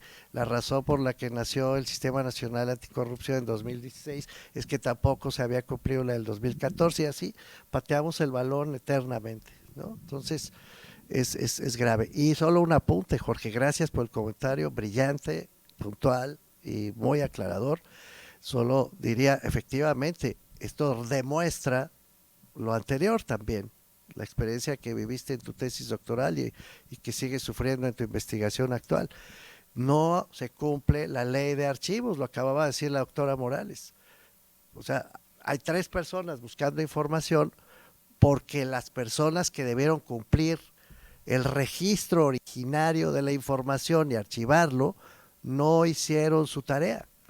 Entonces, como no hicieron su tarea, pues ahora tienen que construirla a partir de la solicitud que tú les formulas. Y todo esto va creando una cadena de ineficiencia que con toda razón, decía Rubalcaba, rompe el public value. Y gracias por el comentario. Doctor Becerra. Sí, muchas gracias, doctor. A mí me destapa varias cuestiones la presentación porque tiene muchas aristas desde donde se puede ver la calidad del acceso a la información. Una de ellas, la que comentaba el doctor Edgar Rubalcaba sobre la interoperabilidad. Ustedes se focalizaron en revisar las solicitudes de información, particularmente lo que tiene que ver con una parte que es del INAI, pero toda esta parte tendría que estar vinculada a otros esfuerzos en un gran sistema. De hecho, el doctor Merino hablaba de la plataforma nacional de transparencia, pero existe otra plataforma que es la plataforma digital nacional, que si hablamos de interoperabilidad tendría que estar vinculada incluso con los portales de transparencia de cada uno de los sujetos obligados, y que finalmente eso reduciría en buena medida la búsqueda de la información a partir de las solicitudes si existiera esa información de manera calidad en cada uno de estos portales o en cada una de estas plataformas. Y me imagino que principalmente de los que son los más demandantes, que son los expertos. Los expertos no necesitarían estar pidiendo esa información si la tuvieran a su disposición y en buena calidad de los datos. Es decir, que pudieran ser manipulables, tanto tener el acceso a la base de datos como a los microdatos también que quisieran revisar de manera específica. Y las solicitudes posiblemente incrementarían o serían más las de las personas que no tienen la expertise en el buscar, sino que buscan información muy específica de un interés personal y que además no lo hacen de manera recurrente, sino porque más bien necesitan saber cómo participar en alguna convocatoria de licitaciones, contrataciones con el gobierno y qué es lo que está ahí de información de cada una de las dependencias en las que ellos pudieran tener interés. Esta es una cuestión que yo creo que las políticas públicas a las que ustedes intentan impactar podría ser de mucho beneficio, ¿no? Es decir, la búsqueda de la estandarización de la información, la interoperabilidad de las distintas bases de datos, que la inteligencia artificial les arrojara cuál es la información que se pide más recurrentemente para que eso incluso fuera directamente a la información que están obligadas a presentar en esas plataformas cada una de las instancias obligadas, y evitar que todo esto se vaya a tener que estar solicitando a partir de solicitudes específicas. La otra es con lo que comentaba, por ejemplo, la doctora Lulú de la Ley General de Archivos, que para nosotros se ha convertido también, hablo ahora desde la parte de sujeto obligado. Cada que vamos a un curso de la nueva Ley General de Archivos, mis asistentes llegan y ¿cómo le vamos a hacer con todo este trabajo? O sea, la verdad es que ahora lo que nos están pidiendo, pero también esto se deriva también de que cada vez el nivel de exigencia en términos del manejo de la información es más especializado y tenemos un personal, por ejemplo, el personal que yo tengo de 3, 4 secretarias, todas tienen arriba de 30 años de servicio, que tradicionalmente han hecho las cosas siempre de la misma manera porque no hay un sistema civil de carrera también que les permita estarse actualizando, estarse mejorando en sus competencias técnicas y de esta manera tener una mejor respuesta a todo este tipo de exigencias que vienen de esta nueva gestión, de esta nueva burocracia. ¿Cómo les podemos pedir, por ejemplo, a todo ese personal que ya está esperando la jubilación, muchos de ellos, ¿no? Que a estas alturas se metan a todo un proceso de actualización cuando tampoco hay los incentivos suficientes como para que ellos vean esa mejora en términos económicos? Y es algo que desde la burocracia también es muy complicado. Es una cuestión de cultura que abarca distintas dimensiones y que se tienen que atender todas, ¿no? Por mucho que se le pueda invertir, lo que decía ahorita Edgar, a los requerimientos, a las atribuciones que tiene el INAI y a las vigilancias que tiene que hacer el INAI de que todo esto se cumpla, si no hay una cultura de formación, de capacitación, de toda esta burocracia, un buen sistema civil de carrera que permita escalar con méritos, una mayor actualización, difícilmente también vamos a tener un sistema que nos presente información valiosa para todos. ¿Y cómo hacer también la otra que quería preguntar, Brian? Es cómo compartir este espíritu también de los datos abiertos, de la manipulación de los datos con el trabajo abierto, es decir, cómo sumar grandes colectivos que cada uno desde su campo está haciendo trabajo muy interesante, pero que de repente no tiene esa articulación para sumar esfuerzos y ahorrarse muchos de esos pasos que ustedes ya dieron para poderlos incorporar como un valor agregado al trabajo que ellos ya están haciendo y ahorrarse tiempo, esfuerzo, dinero. A mí me parece que el espíritu con el que se trabajan estas colectividades a nivel global del software libre, me parece así como que un esfuerzo extraordinario la forma en la que se organizan esta estructura de colectivos y de manera, se podría decir, altruista, ¿no? Se comparten y también tienen códigos muy claros de trabajo. Por ejemplo, los que trabajan en términos del acceso a código abierto, no es nada más decir, ahí les va el código, ¿no? Y ahí les va el código con toda una serie de claves que son indescifrables. No, tiene que venir todo con ciertos estándares de claridad para que todo el que los reciba realmente los pueda trabajar, los pueda manipular y le pueda dar un valor agregado y posteriormente compartirlo a todos los demás para que cualquier otra persona también le sume al trabajo y le dé valor agregado. Entonces, sumar, aparte de articular todos estos colectivos, también establecer como estas estrategias de trabajo para favorecer la colaboración y que esto obviamente también pueda ser comunicable a todos los que no son expertos. Es decir, como todos, y que ahí tiene que ver mucho más con voluntad y el espíritu del para qué se está pidiendo transparencia. Ahorita cuando hablaba de la falta de competencias en el servicio público, si vamos a municipios que son muy pobres, Mezquitic, Bolaños, es impensable dentro de la burocracia, enfrenten eso sin no muchas dificultades, ¿no? Cuando bien, algunos pueden tener mucha voluntad, difícilmente lo pueden hacer por la falta de competencias técnicas, capacitación, pero cuando hay voluntad se ve que incluso los presidentes municipales sacan hasta en lonas de plástico afuera del ayuntamiento, poniendo una tabla y más o menos de lo que se gastaron y cuánto les costó cada cosa. Y ahí pues es una forma también de acceder a la información, quizá no la más adecuada para hacer el análisis a nivel de expertise, pero sí con la voluntad de para qué se quiere la transparencia, ¿no? Para qué se quiere la información en términos de que existe la voluntad de abrir las cuentas y informar a la población y de la manera más clara en que todo el mundo lo pueda entender, ¿no? Eso yo creo que nos invitaría mucho a irnos adentrando a esta cultura de acceso a la información y que la gente le encontrara más esa utilidad. Doctor, muchas gracias. Del lado izquierdo ya, del lado derecho nadie. Sí, por favor.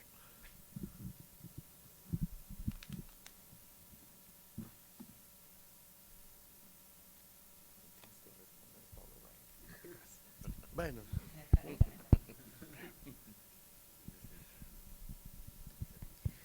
Hola, buenas. ¿Se escucha? Sí. Bien. Buenas tardes. Bueno, primero agradecer la presentación y pues, las participaciones de cada uno, muy enriquecedor para uno que está pues en proceso de formación todavía. Y tengo dos preguntas más que comentarios. Primero, en la primer gráfica observé un decremento en el año 2018.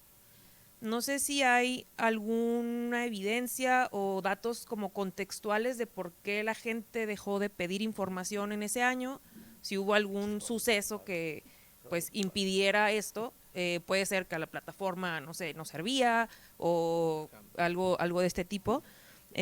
Si dentro del informe se puede encontrar esa información. Y la otra pregunta es si sería a lo mejor un poco utópico o fantasioso que en lugar de tener que solicitar la información estuviera disponible para el que quisiera acceder a ella. Es decir, que yo no tenga que hacer una solicitud para encontrar lo que quiera investigar o a lo que me quiera, de lo que me quiera informar, sino que yo pueda entrar directamente a la página de X institución y que de ahí pueda yo descargar la información de manera pues mucho más eficiente, ¿no? Han comentado los tiempos de espera para la información y pues muchas veces uno no cuenta con ese tiempo, ¿no? Sobre todo si no es una investigación. En la parte académica podemos modificar o ajustar nuestros tiempos, pero hay otro tipo de solicitudes que quizá pues es prioritario, ¿no? Tener la información, y si nos hacen esperar pues un año, posiblemente ya no me sirve esa información o ya está obsoleta. Entonces, ¿qué tan utópico sería que este sistema existiera? O si en algún otro lugar del mundo pues ya podemos encontrar algo similar. Muchas gracias. ¿Alguien más? Froilán, por favor. Gracias. Soy Froilán Hernández, del doctorado en Políticas Públicas y Desarrollo. Mi pregunta está basada en una coincidencia con el doctor Rubalcaba desde que tomé su clase en la maestría.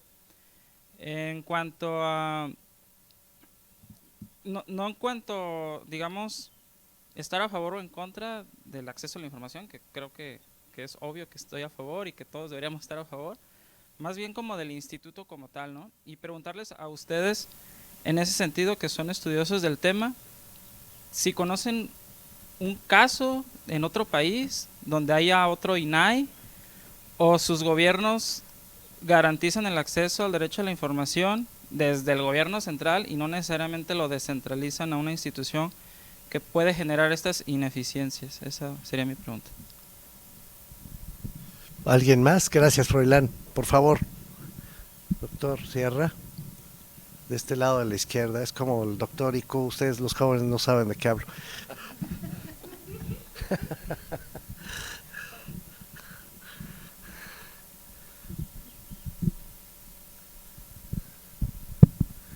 ¿Qué tal? Buenas tardes. Felicidades por el proyecto, felicidades al instituto y a todos.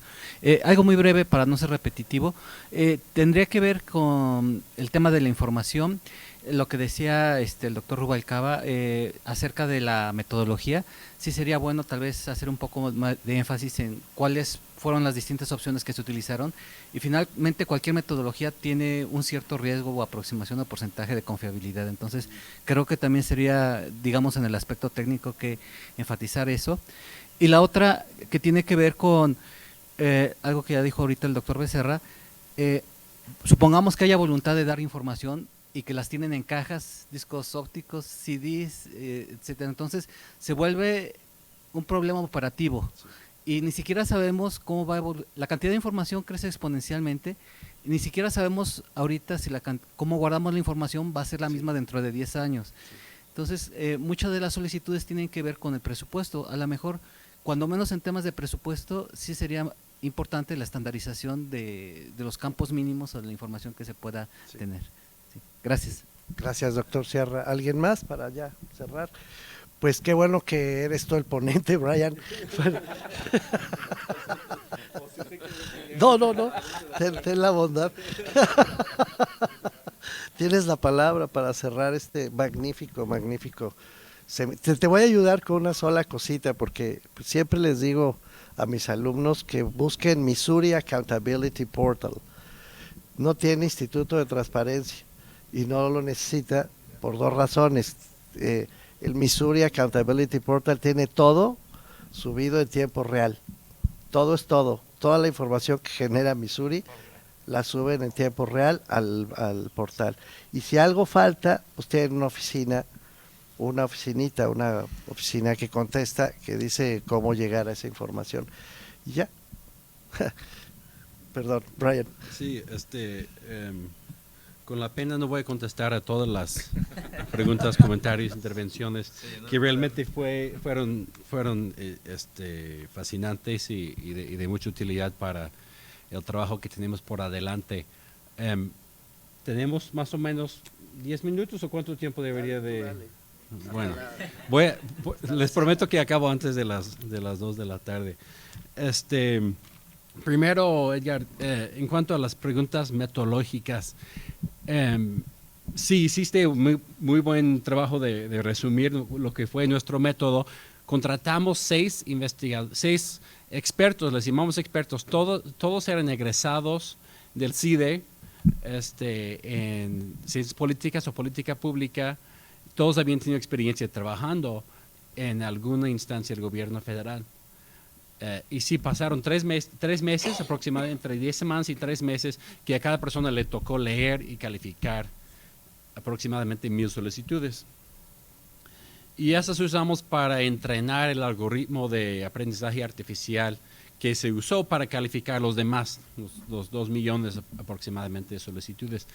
Ahora, el proceso de calificar las solicitudes y sus y sus respuestas, sí fue muy rápida. Ese proceso duró, yo creo que menos de una semana. Con Aaron Ehrlich, el nombre que aparece aquí abajo en la diapositiva, tiene un laboratorio y ganó una beca del gobierno canadiense para invertir en unas supercomputadoras que hicieron el proceso de machine learning.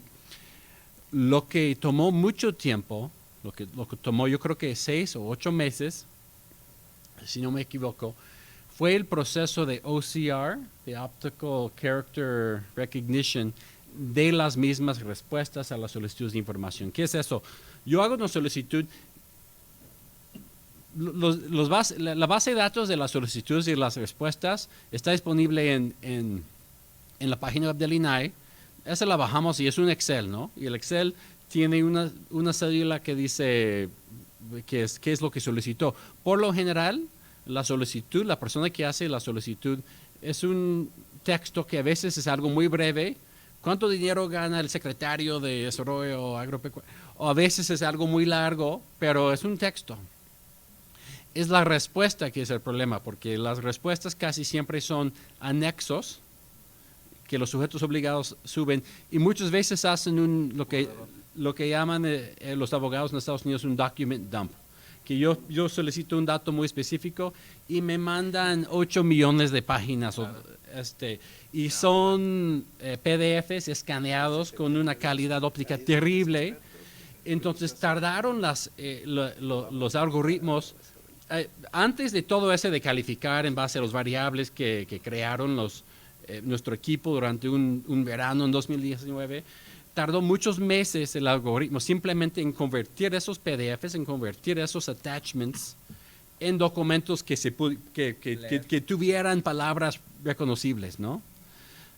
Entonces, por un lado, el proceso computacional del machine learning de calificar fue fácil. Lo difícil fue eso de interpretar los documentos que subieron los sujetos obligados, y eso obviamente señala algo muy importante que varias personas aquí han mencionado, que es la estandarización de los documentos, esta estandarización de los procesos, de la necesidad de una ley de archivos más fuerte, más sólida, o sea, de que existen muchos datos y muchos documentos muy importantes que solo existen en archiveros, en papel, que alguien tiene que sacar y escanear y te lo mandan. A veces sospechamos que mandan algo muy ineligible a propósito, para que sea muy difícil que alguien lo suba a Excel y haga los cálculos. Pero yo creo que muchas veces no es por engañar, es simplemente porque así están las cosas y no tienen un Excel con los datos básicos de presupuestos. Ahora,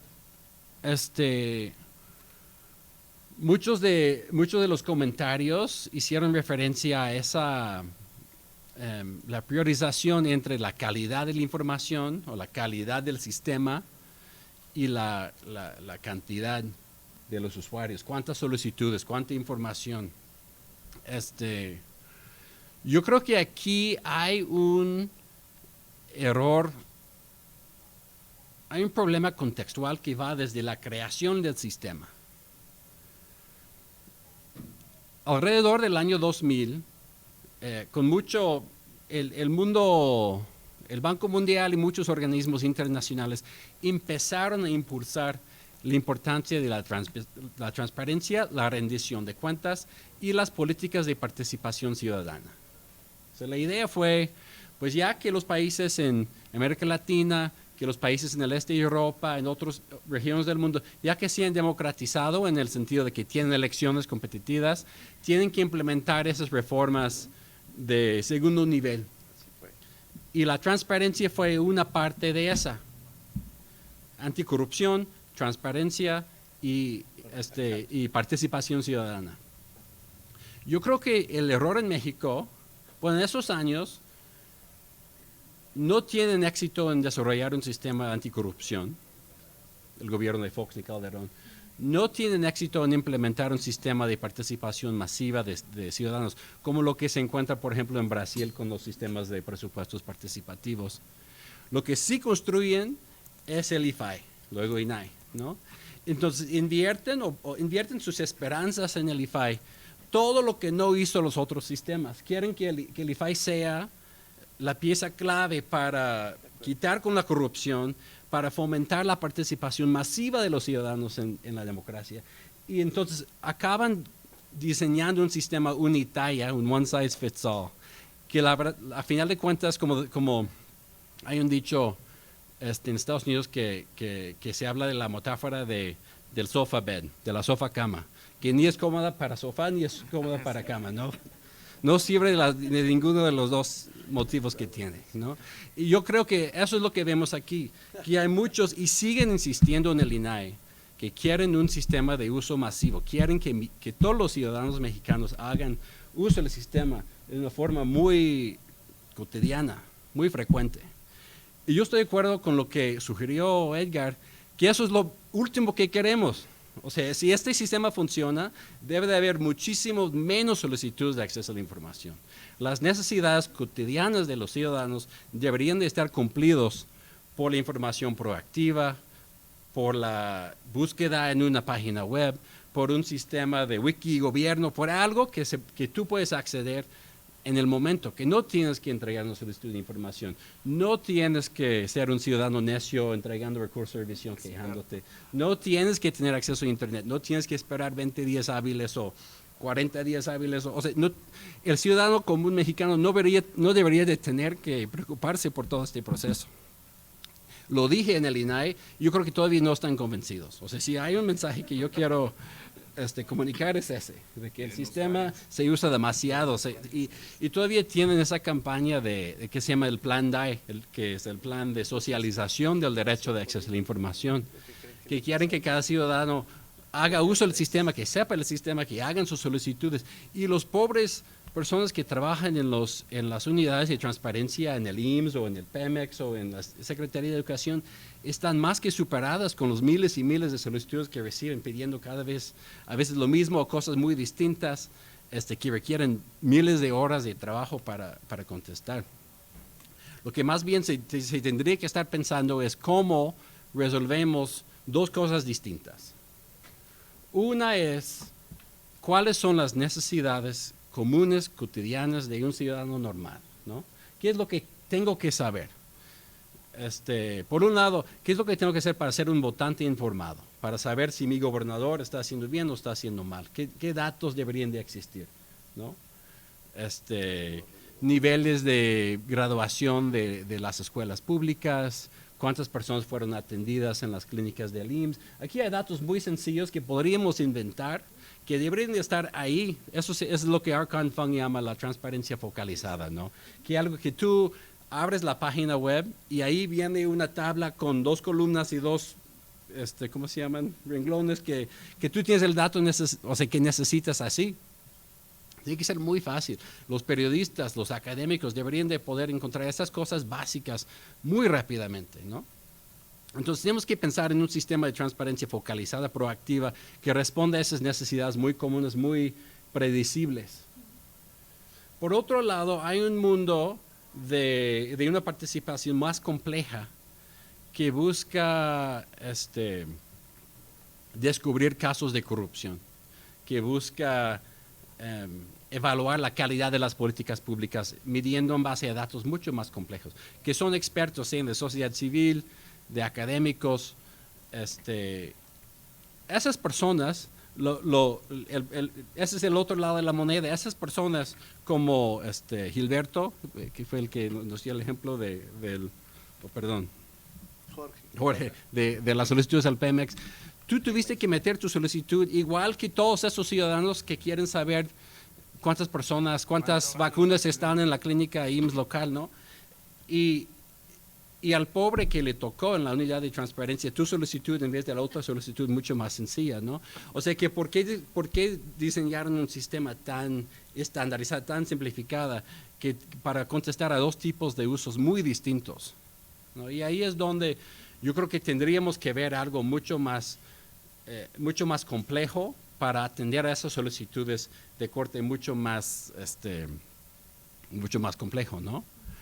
Y por otro lado, si es una solicitud, si la transparencia va a ser una pieza para descubrir la corrupción, para poder denunciar casos de corrupción, pues claro que hay un problema de incentivos ahí. Si yo le voy a preguntar al Pemex, ¿Cuánto se robó? sí, ¿cuánto se robó? Te van a decir que no existe, no robamos, o te van a encontrar una forma de no contestar, ¿no? Entonces ahí es donde quiero insistir un poco en algo que no estoy completamente de acuerdo con algo que dijo la doctora Morales.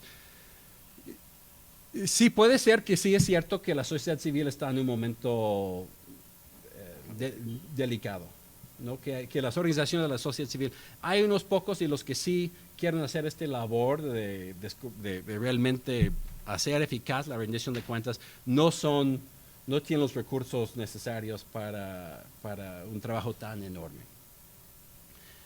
Pero lo que yo digo es que son la única posibilidad que tienen. No podemos depender de los funcionarios públicos de rendir cuentas por ellos solos.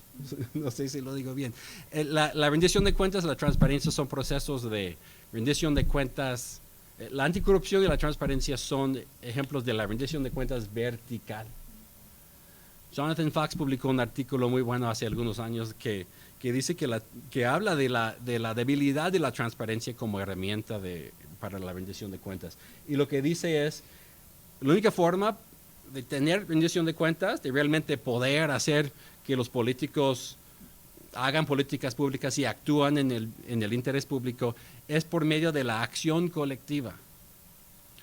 Claro, necesitamos información para poder hacer demandas, pero luego tenemos que organizarnos en organización vecinal, en sindicato, en ONG, en algo, ¿no? En algo que no sea gobierno, que tenga la capacidad de presionar al gobierno, ¿no? Entonces, si la sociedad civil mexicana no está al nivel de cumplir esa función, tenemos que pensar en cómo podemos invertir más en la sociedad civil, qué es lo que hace falta para que puedan cumplir esa función, porque yo creo que simplemente los incentivos no existen para que los funcionarios públicos, para que los mismos actores del gobierno que queremos que sean más responsive, que queremos que hagan mejor su chamba, para que ellos lo hagan solos. O sea, nosotros lo tenemos que, bueno, ustedes, yo no soy mexicano, los mexicanos lo tienen que demandar. Prometí que iba a terminar antes de las 2, pero a ver si había un punto más de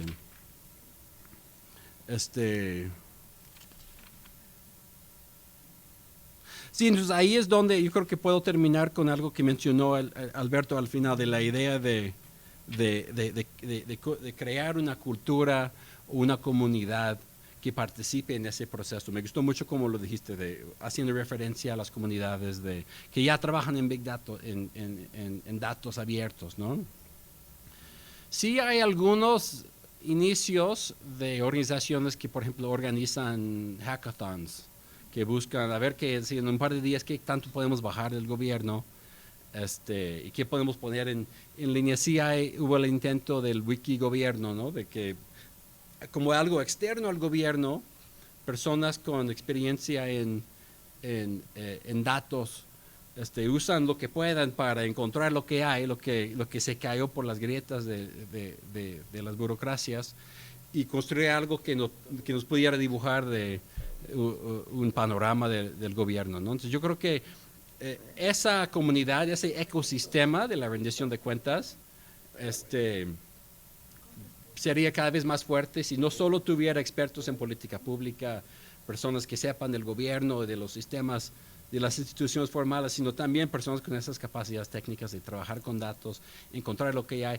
Y ojalá también se sumaría al esfuerzo algunos actores del gobierno, ¿no? Porque ese ecosistema funciona mejor con una transparencia proactiva que provee los datos antes que los tengamos que buscar. Y con eso termino. Muchas gracias por el evento y por todos los comentarios. La verdad, ha sido un placer.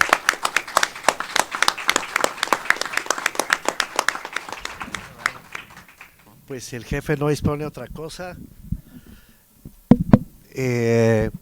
cuando los seminarios son así de buenos, uno quiere que continúen, ¿no? La verdad, se va el tiempo como agua. Muchísimas gracias, Brian, muchas felicidades. Gracias por acompañarnos, gracias a quienes nos siguen en redes y a quienes seguramente nos verán después de este día en redes, porque estoy seguro que esto se va a ver mucho y se va a bajar mucho de internet. Muchas felicidades, provecho, buenas tardes.